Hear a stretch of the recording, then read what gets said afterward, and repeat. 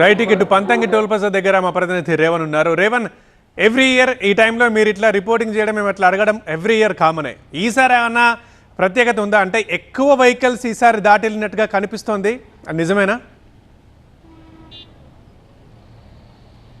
Yes, మీరు అన్నట్టుగా గత ఏడాదితో పోలిస్తే ఈసారి కూడా వాహనాల సంఖ్య అయితే బాగా పెరిగింది. గత ఏడాది 2 రోజుల్లోనే 1,45,000 వాహనాలు ఏపీ నుంచి, హైదరాబాద్ నుంచి ఏపీ వైపు వెళ్ళాయి. కానీ ఈరోజు ఈ 2 రోజుల్లోనే దాదాపు 1,56,000 వాహనాలు వెళ్ళినట్టుగా టోల్ ప్లాజా నిర్వాహకులు చెప్తున్నారు. 3 రోజుల్లో కూడా వాహనాల రద్దీ అయితే హైవే మీద కనిపిస్తూ ఉంది. ఎందుకంటే పట్నం నగరవాసులు ఎవరైతే ఉన్నారో వారంతా తమ సంక్రాంతికి సొంతూళ్ళకు వెళ్లేందుకు పెద్ద ఎత్తున తమ కుటుంబ సభ్యులతో కలిసి వాహనాల్లో వెళ్తున్నారు.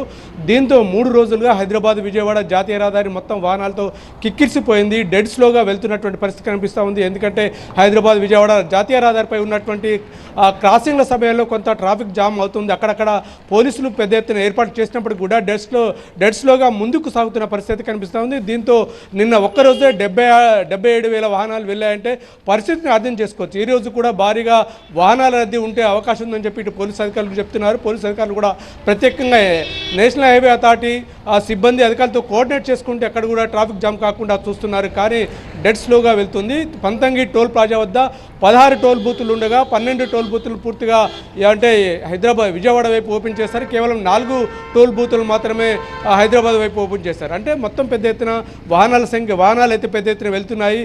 నిన్నటితో పోలిస్తే ఈసారి రాత్రి వరకు కూడా ఇంకా 80,000 వెహికల్స్ వరకు కూడా దాటే అవకాశం అని చెప్పి అధికారులు అయితే చెప్తున్న పరిస్థితి కనిపిస్తూ ఉంది. దీంతోపాటు హైవే వెంట ఉన్నటువంటి దాబాలు, హోటల్ కూడా ఈ వాహనదారులతో కిటకిటలాడుతున్న పరిస్థితి మనకు కనిపిస్తూ ఉంది.